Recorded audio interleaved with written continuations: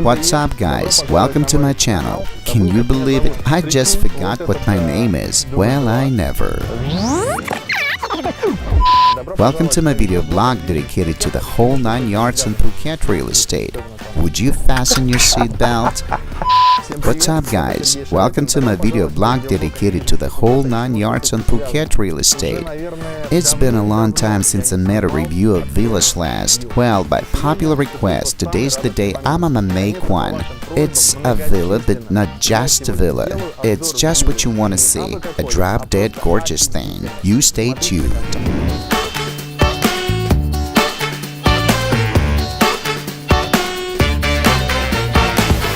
As it happens here, any confined area and closet grow musty, moist and smelly.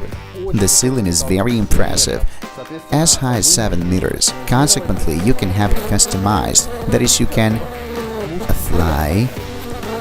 Wood can be replaced, set up regular beds, alter these panels, do whatever you want all in all. I don't really make sense of this raised floor.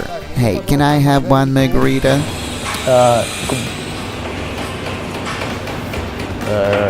I'm just fond of automatic illumination.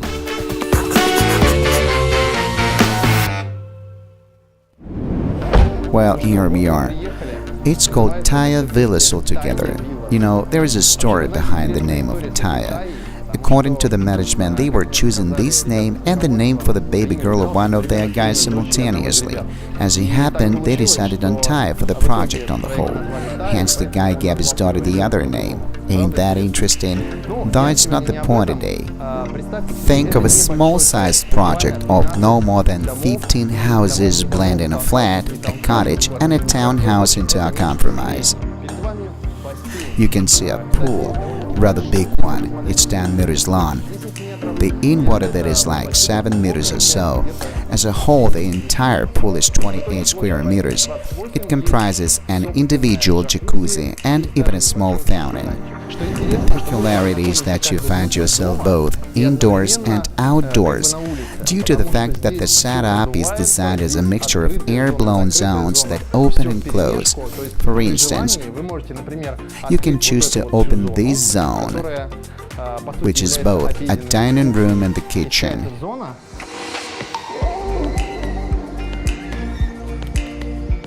And this entire zone turns into a large open area. Now we close in here,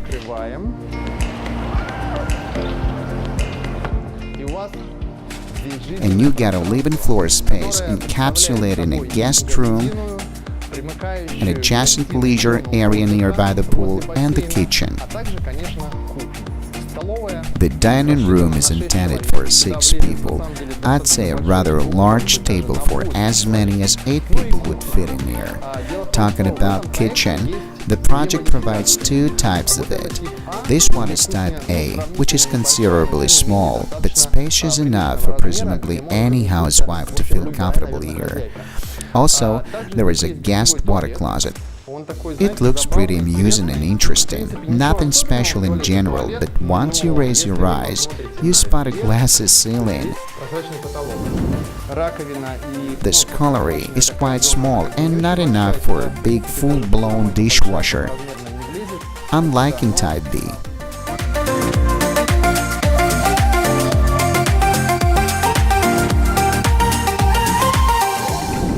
What I like about here is either this backyard or a little garden, hard to say, and a utility zone which is just perfect for a washing machine, dishwasher, and airing cupboard to keep. There is enough room for various utensils and all necessary drips and drabs. The utility zone provides a quite easy access to a water pump which is soft running. Turn attention to the quiet on this side. You can barely hear anything, however we are like 300 meters away from the main road. You can have it due to the rubber wood grove. Beautiful sights, silence, and most significantly, the air to enjoy.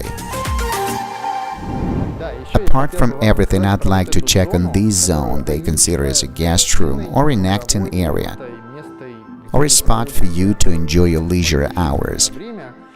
Frankly, I don't really find it too practical because of these stairs, which can be a little bit too dangerous for smaller children. whereas it's where you may goof off with the PlayStation and let your kids horse around while you are in a plain view going about your business. By the way, consider a ceiling which is 7 meters high, and there's a sense of giant airspace above your head.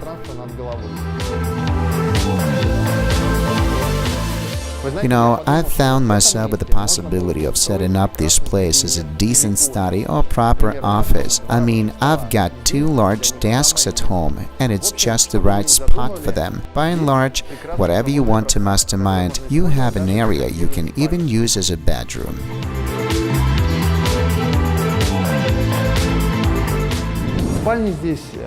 Bedrooms are considerably small, or even compact, but there are as many as 3 restrooms here. They are decent full-blown bedrooms that you may choose to give another function. One of the compelling things about the project is the airflow that you can perform by just opening this part in the corridor, and another over there that results in a pleasant breeze. Moving on, this roof, rather interesting thing. It's made of glass. My position is crude and not fully thought out because they employ just regular glass, not even a smoke tie. Thus, it's getting hot in here now. However, the developer assures it's no biggie to rectify. They say they can easily arrange a luxurious German brand for contemporary sunscreen glass. I've decided to proceed to the guest room facing the road on the outer side. The road is actually around 50 meters away, and the rubber wood grove is what you get as a view from the window, which practically means that the project is in fact plunked down between the 2 rubber wood groves. When you're in, you'll find a bathroom on your left. It's not really big, which is in common with all the other rooms in the house, whereas it's implemented in a very pleasant style we call loft. It's abundant with shelf spaces for various jars and flasks, pretty cute, and halfway open wall. Satinated glass providing natural illumination in the bathroom, and that's what I like. Shower looks quite large. Luxurious washstands by Hafele, which is becoming very popular in Phuket. Apart from that, this closet caught my eye. I think it's beautifully implemented. It's a metal base, painted, and yet vented. It is very relevant in Phuket because as it happens, any confined area or closet grow musty, moist, and smelly here. That ain't gonna happen here. 2 thumbs up. Here I'm working my way into this raised floor. It's kind of podium upon which a bed rests. Also, they provide roll-up blinds, making it possible for you to take a nap and just chill in the afternoon. By the way, the podium can be replaced for an ordinary bed.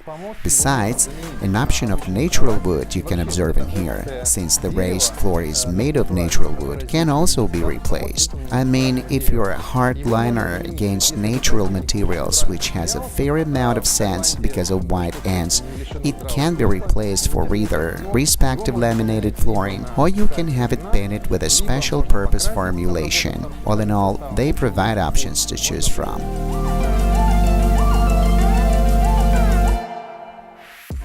By the way, this house is equipped with a smart house system. They're not just sensor switches you're looking at. All these switches in all the rooms are linked to a special downloadable application, making it possible to manipulate the light and air conditioning units. You can also have a sliding gate installed at the driveway for some extra charge. The security signal system, various transducers, and the related things can be linked as long as the smart house has already been pre-installed.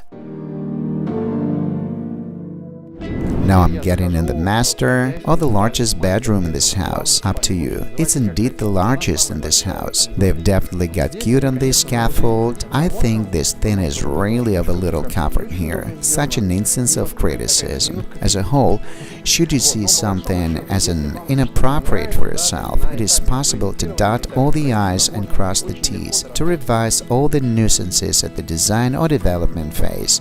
Wood can be replaced, set up regular beds, windows. Out of these panels, do as you please. There is a bit bigger sized bathroom here. It's square-shaped and better spacious and enjoys a double cupboard. In all other aspects, everything is particularly the same. Also, the window provides a pool view and there's a recreation zone view from the top. See for yourself. Masha, it's time to go to bed.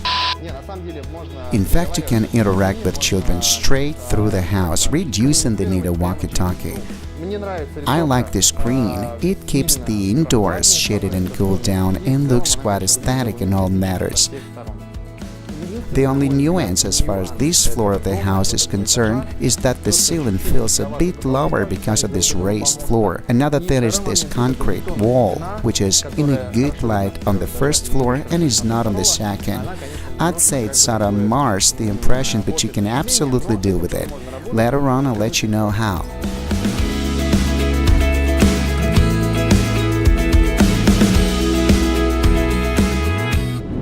Now we are only left with a guest bedroom, which can only be found as distinct for its facing the pool and a chance to go like, can I have one margarita please? The sweeter the better. As a whole, this bedroom is the smallest of all and can be rearranged into a study or a children's room as an option. I think it'd be an optimal decision since it stands as the farthest from the road, the quietest of all, and most remote from the pool and recreation zone. Just the right fit.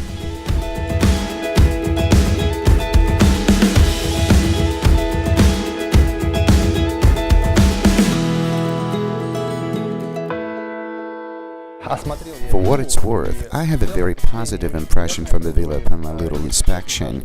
Moreover, I'm now contemplating on the purchase for myself, primarily because of the price. Drum roll. The initial price announced to 9 and 800 as the cheapest and 10 and 600 as the most expensive. In bahts, millions, of course. Technically, it is possible to stick to the rate of give or take $300,000 for the house of 180 or 190 square meters, speaking of Type A and Type B. You can have it customized. You can have it modified to suit your requirements. You can replace some materials, change colors, and finally restyle it for yourself and your life space.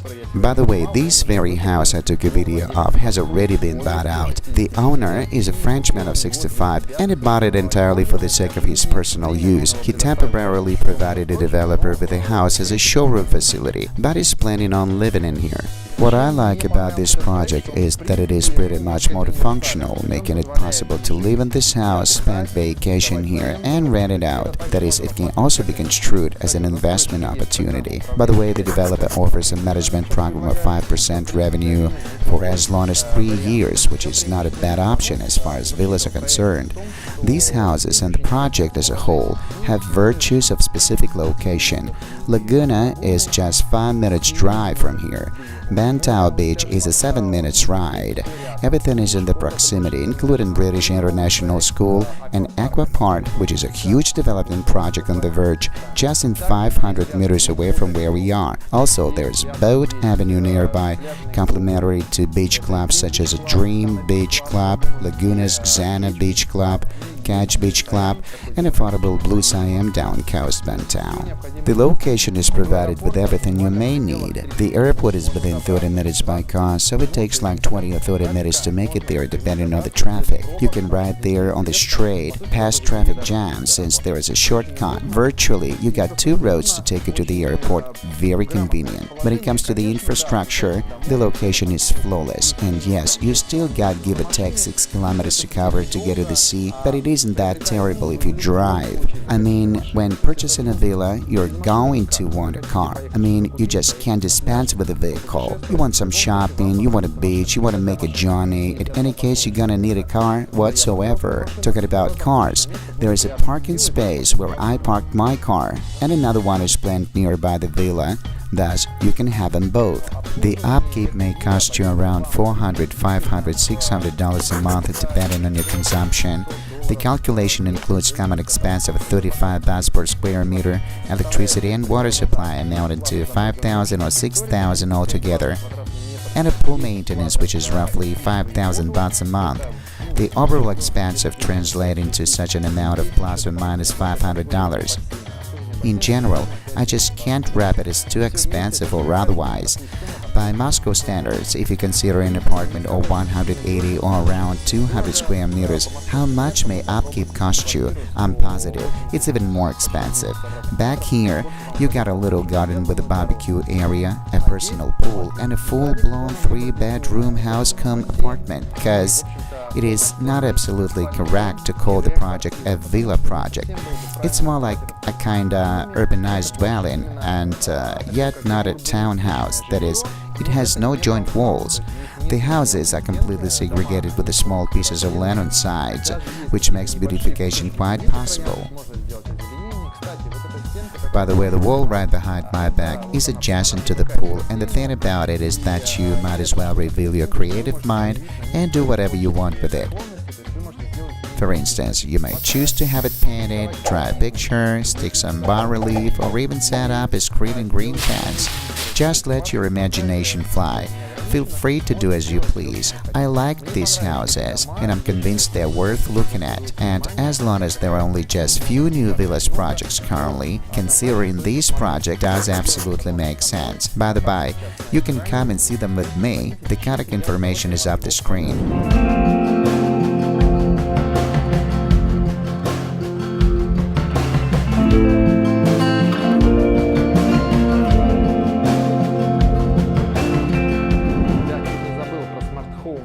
I came near forgetting this smart home thing.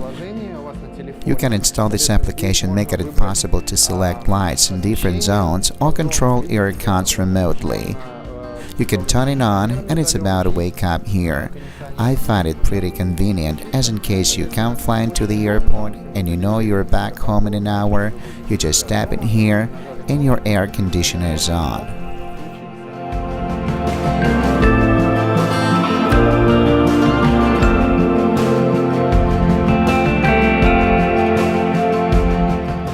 Guys, I'm done with shooting indoors, and it's high time we rode to the beach until the sun is still there. We'll be taking videos at the beach at sunset. Stay tuned, you're gonna like it there.